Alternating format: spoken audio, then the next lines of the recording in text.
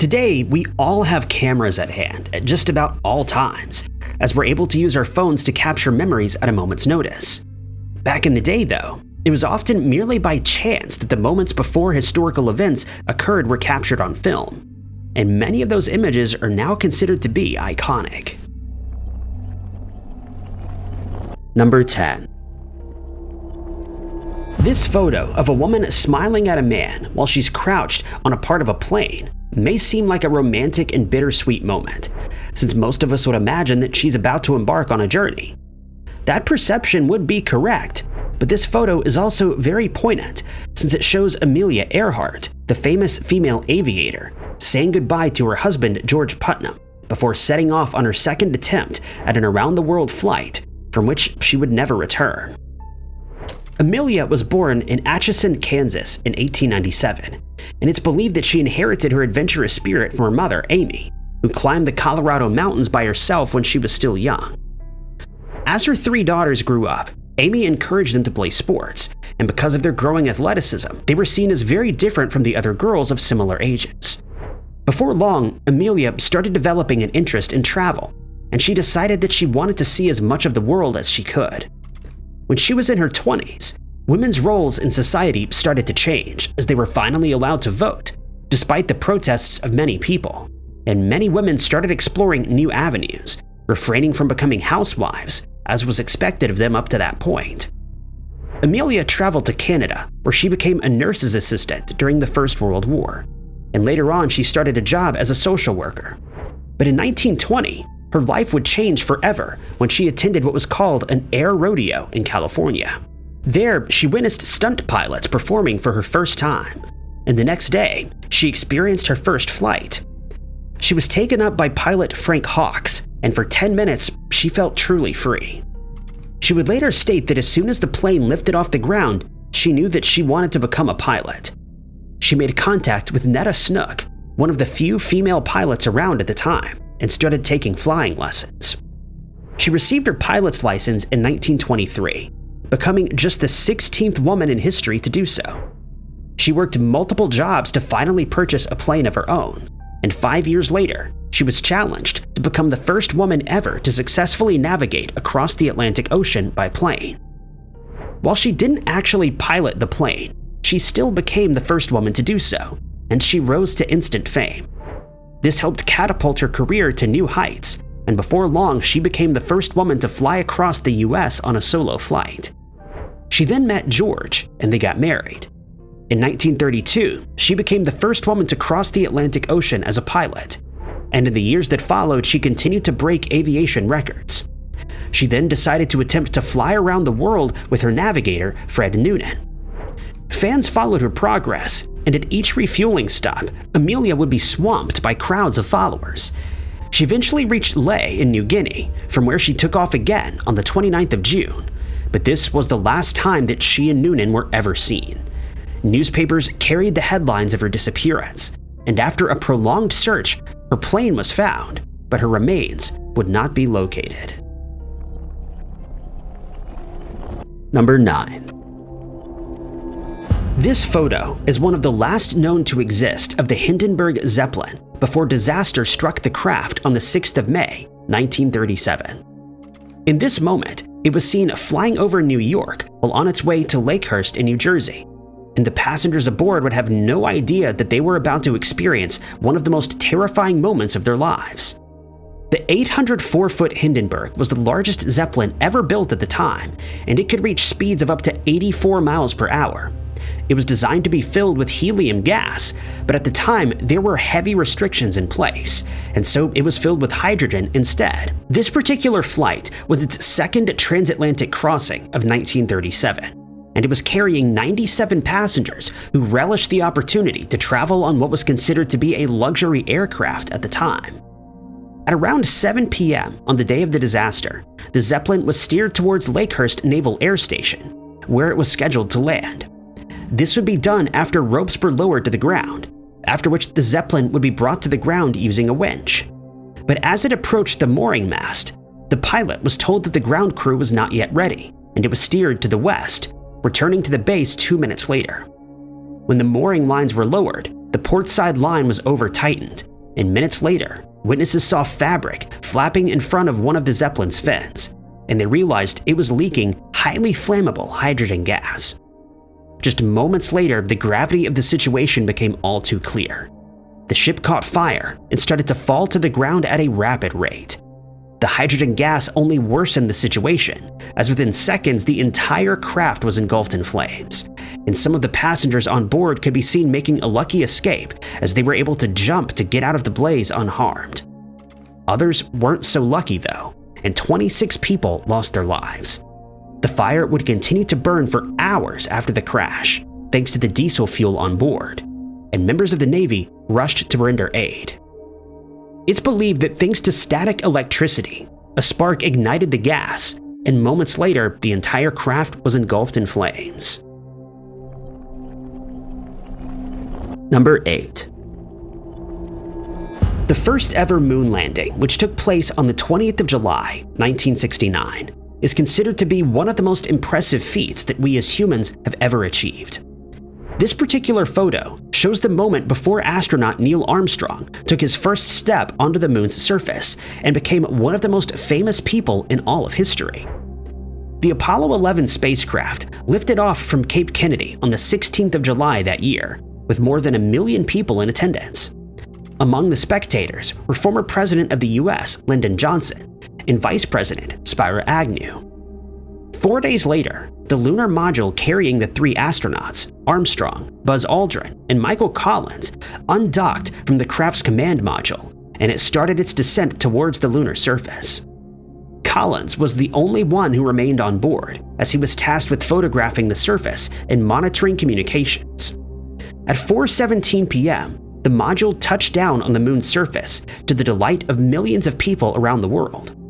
At 10:51 p.m., Armstrong had exited the module and started making his way down the ladder to take his first steps on the moon. Aldrin followed shortly after, and the pair then started conducting a series of experiments.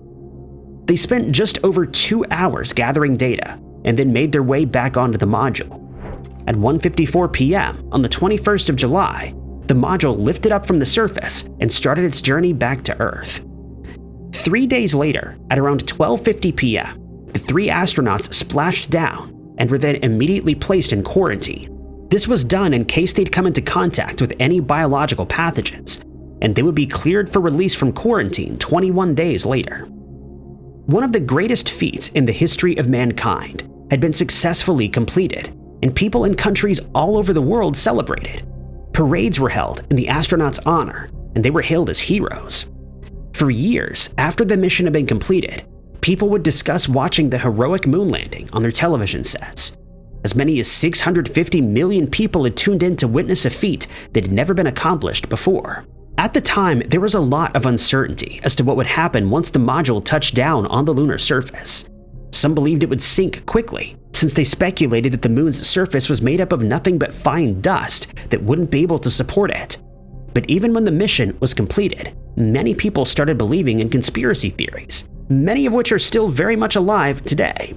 The most prominent of these is that the mission never took place and that the footage we saw was actually recorded in a film studio.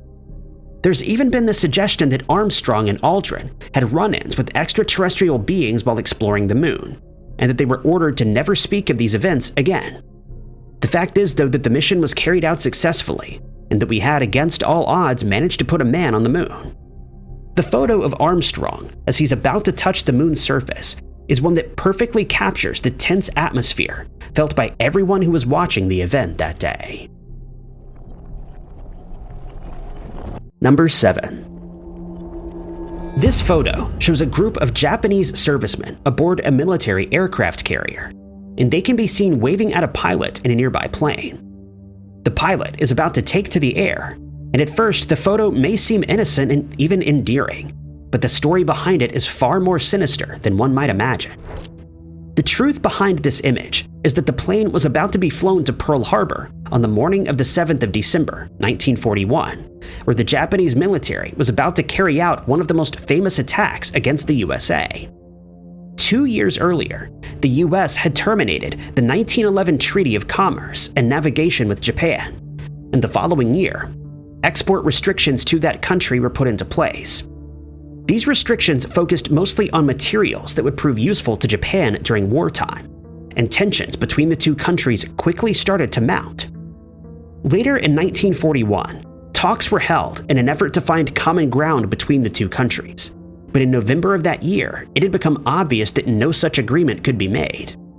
Japan's prime minister declared war on the US, and the Japanese military started planning the attack on Pearl Harbor. The plan was to first mobilize the US naval fleet that was stationed there, and then take control of the Indonesian archipelago. In the meantime, the US was preparing for war, and reconnaissance was carried out. The naval vessels that were in the harbor were moored, and some of the military staff on board were allowed to go on shore leave. It would later be revealed that none of the officers in attendance believed that the attack would take place at Pearl Harbor, and so, having found no evidence of approaching Japanese vessels or planes, nothing further was done. When it became clear that the attack was imminent, a message was sent to Pearl Harbor, but this was done late, since the U.S. Army Chief of Staff, George C. Marshall, had been out horseback riding and didn't receive the message from Japan about the attack until he got back to his office. Furthermore, the message to the harbor was sent via telegram rather than by phone, since it was feared that it would be intercepted, and by the time that news of the attack reached its intended destination, the attack was already underway. But there were signs of the impending attack before it started. At one point, a Japanese submarine was seen and fired upon, and when a large group of Japanese planes were spotted on radar, Private George Elliott reported the sighting, but he was told to ignore it, since they were mistaken for a flight of B-52 bombers. More than 2,300 people lost their lives, and the US military lost many of its assets, including ships, submarines, and planes. And the attack is remembered today as one of the worst ever carried out against the US military. Number 6. This photo of Colonel Paul Tibbets sitting in the cockpit of a plane as he waves to onlookers would seem completely innocent were it not for the name Enola Gay, which was painted on the side of the craft. The stark reality of this image is that Tibbets was about to take off from Tinian Island, which is part of the Northern Mariana Islands in the Pacific Ocean. He and his crew of 11 were tasked with flying the craft to Hiroshima, where they would then drop a uranium atomic bomb named Little Boy. The Enola Gay was a B-29 bomber that was designed and built by the Boeing Company. It was decided in 1944 that one of these bombers would carry the atomic bomb to Hiroshima, but only after certain adjustments were made, such as strengthening the bomb bay. Tibbets had, in the meantime, been tasked with assembling a crew that then received the necessary training. In July of 1945, the atomic bomb was successfully tested for the first time, and when the test was successful, the true destructive potential of the bomb was revealed. Following this, the US called for Japan to surrender, and added that if this was not done, the country would be subjected to an attack that was described as, quote, complete and utter destruction. Possibly because its military leaders didn't understand the full destructive power of the atomic bomb, Japan's leaders decided to ignore the warning that had been sent, and it was decided by the US that Hiroshima should be attacked. Hence, on the 6th of August, 1945, Tibbets and his crew took off from the island at around 2:45 a.m. and headed towards their target. The Enola Gay, which was named after Tibbets' mother, was not alone though, as several more planes were sent to accompany it. About 5.5 hours later, these planes reached their destination, and the Little Boy bomb was released. It was timed in such a way that the bomb exploded while still 1,900 feet above Hiroshima, ensuring that it released its full destructive potential. The result was utterly devastating. Buildings were flattened in mere moments, trees and brush were destroyed, and tens of thousands of people almost instantly lost their lives. The explosion took place directly above the Shima Hospital, and it was instantly leveled. The Japanese government unconditionally surrendered on the 15th of August, ushering the end of World War II in Asia. Number 5. This photo was taken mere minutes before the world would be thrown into complete chaos thanks to the First World War. It was taken on the 18th of June, 1914, and it's clear that everyone in attendance was in good spirits. But all that changed about 5 minutes later. The two people who are seen walking towards their carriage are Archduke Franz Ferdinand of Austria and his wife Sophie. They had just left a guild hall where Archduke had delivered a speech, but the day up to that point had certainly been an interesting one. As the couple was being driven to the guild hall, a man named Nedelko Kabranovic, along with 6 others, had hatched a plan to execute the Archduke, and they prepared explosive devices in advance. While they were on their way to the hall, Kabranovic hurled one of these devices at the couple's vehicle, but it bounced off the roof and ended up destroying another car. Kabranovic was arrested, and perhaps thinking that the danger was over, the Archduke decided to continue with his plans for the day. Once the speech was delivered, he insisted on visiting wounded soldiers at a nearby hospital, but this would turn out to be a fateful decision, as it was suggested that he leave the country immediately following the attempt on his life, but he wouldn't hear it. He instructed his driver to travel at speed in case someone else decided to attack, but then the first 3 drivers in the motorcade made a wrong turn, and Ferdinand ended up on a side street. There, one of Kabranovic's accomplices, Gavrilo Princip, stood waiting with a firearm, and he took full advantage of the opportunity that had been handed to him. He fired at the car, striking both Ferdinand and Sophie, and they were both badly wounded. Witnesses would later recall hearing Ferdinand pleading with his wife to stay alive for their children's sake, but he was unable to hang on, and they both lost their lives minutes later. Princip was arrested, and he confessed to being the attacker, but remained adamant that he never intended to harm Sophie. The Archduke's assassination only worsened the already tense atmosphere in Europe, and before long the First World War broke out. Austria-Hungary stood against Serbia with the support of Germany, and on the 28th of July, 1914, declared war against them. And the rest is history. Number 4. In 1961, the US and Soviet Union were each attempting to become the first ever nation to send a man into space. 4 years earlier, the Soviet Union had sent a satellite called Sputnik into orbit, becoming the first country to do so. This prompted the Eisenhower administration to create NASA a year later, as the US Congress decided they wanted to overtake the Soviets when it came to space exploration. The aim was to send a man into space by 1960, but this would be no small feat given the technology that the US possessed at the time. They had 2 rockets that were considered for the mission. The first was the Army Redstone missile, which was capable of sending astronauts on suborbital missions. The second was the Air Force Atlas missile, which would reach orbit around Earth, but it would often fail soon after launch. Hence, it was decided that the Redstone missile would be used, and after an unmanned mission revealed some issues, it was decided that additional tests had to be carried out before a crew would be allowed on board. The delay caused tension between Robert Gilruth, the leader of the Space Task Group, which was tasked with overseeing the mission, which was dubbed Mercury, and Wernher von Braun, who ordered the additional flight. Gilruth did not get along with von Braun since he was German, and Gilruth believed that he was being overly cautious and taking unnecessary delays. He also didn't like the fact that von Braun had been brought to the US thanks to Operation Paperclip, which was put in place following the end of World War II. Braun was one of the scientists who, after being captured, was brought to the US to work on certain missions and technology, such as these rockets. But it was decided that von Braun was right, and another test flight was scheduled. The test was successfully completed, and 3 astronauts were chosen for the manned mission. They were John Glenn, Virgil Grisham, and Alan Shepard. Shepard was eventually named as the man who would undertake the mission, and he named his rocket Freedom 7 in honor of the other 7 astronauts who had not been chosen.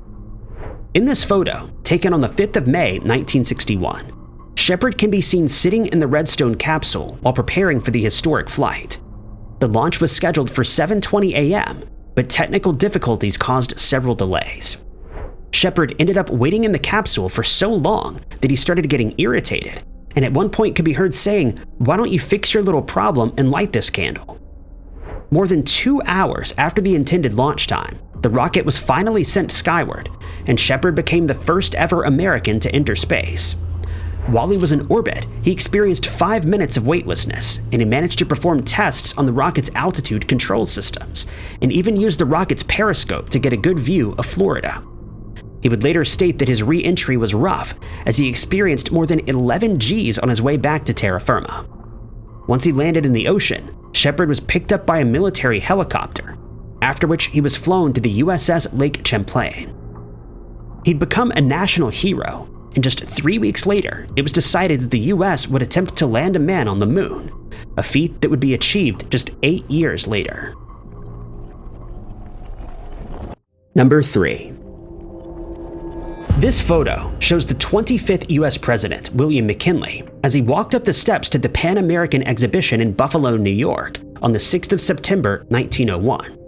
He's smartly dressed and seems to be smiling at a man next to him. But just minutes later, the scene inside the building would erupt into chaos.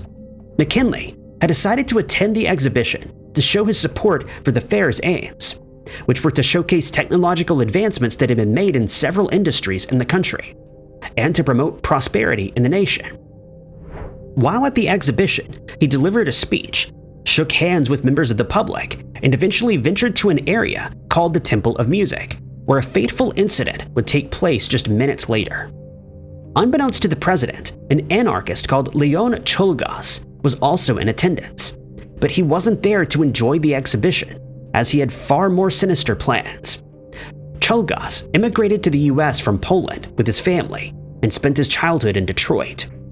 He'd been put to work at a steel mill while he was still young, and as the years passed by, he became ever more interested in the ideologies of anarchists and socialists. He became convinced that the US government was corrupt and hence decided to make a statement, using McKinley as an example. Soon after the president entered the Temple of Music, he was approached by Czolgosz, who produced a firearm and fired 2 shots, hitting his target in the chest. It's said that he later stated he intended to fire a 3rd shot, but was prevented from doing so when he was tackled to the ground by McKinley's security staff. Witnesses would later state that the president tried to stand up but was unable to do so, and when he fell to the floor, he was heard saying, "Be careful how you tell my wife." He was then taken to a nearby hospital where he received treatments. One of the wounds was found to not be life-threatening, but the second was far worse as it was located in his abdomen. Surgery was performed, and it was thought that the procedure was successful as McKinley started showing signs of improvement, but on the 12th of September, his condition deteriorated. Unbeknownst to the doctors who were treating him, McKinley had contracted an infection that led to gangrene. 2 days later, he passed away, and Czolgosz was placed on trial. He stated that he carried out the attack because he considered McKinley to be an enemy of the working people. Unsurprisingly, he was handed the death penalty, and his execution was carried out on the 29th of October, 1901, with Thomas Edison in attendance. Number 2. Mamoru Shigemitsu, who would eventually become the Deputy Prime Minister of Japan, was born in Oita, Japan in 1887. He graduated from Tokyo University before becoming a member of the Ministry of Foreign Affairs. In 1918, he was sent to Poland, where he held a position in the embassy, and later served in the same position in Germany. He was eventually made the Consul General of Shanghai, and in 1931 was named the Japan Minister to China. 2 years later, he became the Vice Minister of Foreign Affairs in Japan, and would also serve as an ambassador to the Soviet Union and Great Britain. He's known to have suggested a number of ways to attain peace during the Second World War, while serving in the cabinet of Prime Minister Kaiso Kuniaki. But his attempts failed, and the war raged on. At one point, while he was in Shanghai, his leg was injured when he was wounded by an explosive device that was hurled at him, and he was fitted with an artificial leg. In this photo, he can be seen holding the cane that he needed to walk comfortably. But that's certainly not the most interesting fact about this image. It was taken on the 2nd of September, 1945, and the men standing beside Shigemitsu are part of a group of Japanese diplomats who had just boarded the USS Missouri. It's clear that this group of men is not in the highest of spirits, and with good reason.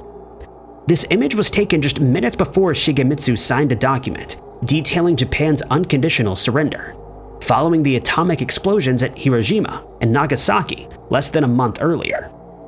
Following the attack on Hiroshima, the Japanese government still refused to surrender since they believed that the US had only one atomic bomb.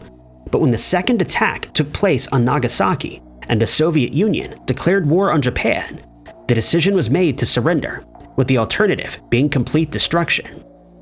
According to those in attendance, Shigemitsu sat down awkwardly at the table that had been prepared for the documents to be signed, and he removed his hat and one of his gloves before adding his signature, and that of Emperor Hirohito. He was followed by General Umezu, who refused to take a seat before signing, but once he'd added his signature, the war in Asia had finally come to an end.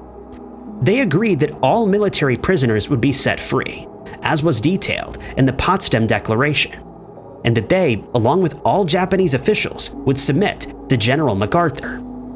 The document was then signed by MacArthur and representatives of the Soviet Union, Great Britain, China, France, Australia, and several other allied nations.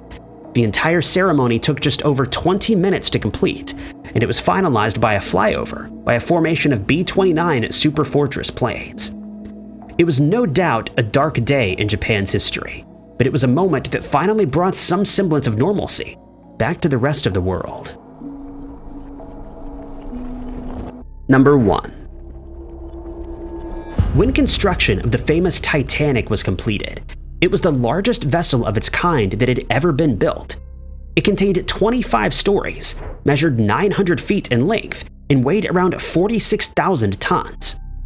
During construction, it was decided that the ship should be made as safe as possible, in case it encountered difficulties while out at sea. So it was built with 16 watertight compartments that could be sealed off from the rest of the vessel in case flooding occurred thanks to a hull breach. It's understandable then that the passengers who boarded the Titanic on the 10th of April, 1912 were in no way worried that it would sink on its maiden voyage from Southampton in England to New York. This photo, taken just 2 days after it set sail, shows the Titanic out at sea with a group of fishermen watching on. At the time, the atmosphere aboard the ship must have been festive, as everything had gone to plan, and the trip was going as planned. But this was the last known image of the famous vessel before it struck an iceberg on the evening of the 15th of April, 5 days after setting off. Since it was considered to be a luxury vessel, the Titanic was given the nickname the Millionaire's Special, though people from all walks of life were present on that fateful day, many of whom never returned home. Ironically, the journey didn't get off to the greatest of starts. Another ship called New York was docked nearby, and suction caused the Titanic to drift right into its path. It took almost an hour to prevent a collision between the two ships, but once this was done, the all-clear was given, and the Titanic finally left Southampton to the cheers of onlookers and passengers alike. The first stop on the journey was at Cherbourg in France, where more passengers were taken on. The ship remained here for 2 hours before resuming its voyage, and the next day it made its last stop in Queenstown, Ireland, which is now known as Cobb. At 1:30 that afternoon, the final leg of the trip started towards New York, and before long, crew members started receiving warnings that there were icebergs in the water. The decision was made to take a more southerly route to try to avoid the icebergs, but the captain maintained a constant speed of 22 knots. At 9:40, a message was received from the Mesaba ship, which indicated that there were large icebergs in the area, but for reasons unknown, this message was never delivered to the captain of the Titanic. Further messages were received and ignored, and the situation was made all the worse by the fact that the crew's Nest binoculars could not be found, making it nearly impossible for the crew to spot icebergs until they were very close to the ship. At 11:40 p.m., a large iceberg was sighted, and efforts were made to avoid it, but the warning came too late, and the ship collided with the ice, rupturing the hull. 5 of the watertight compartments were instantly flooded. What followed is well documented in films, documentaries, and books alike. Passengers scrambled to get on the lifeboats that were provided, but there were too few, and many ended up in the icy water, which sealed their fates. When all was said and done, more than 15,000 people had lost their lives, while about 700 were saved. The sinking of the Titanic is still considered to be one of the worst maritime disasters of all time. Thank you guys so much for watching. If you liked this video, be sure to hit that like button. Also, don't forget to subscribe and click that notification bell to keep up to date with all of our future uploads. But my name is Ty Knotts, and I'll catch you guys in the next video.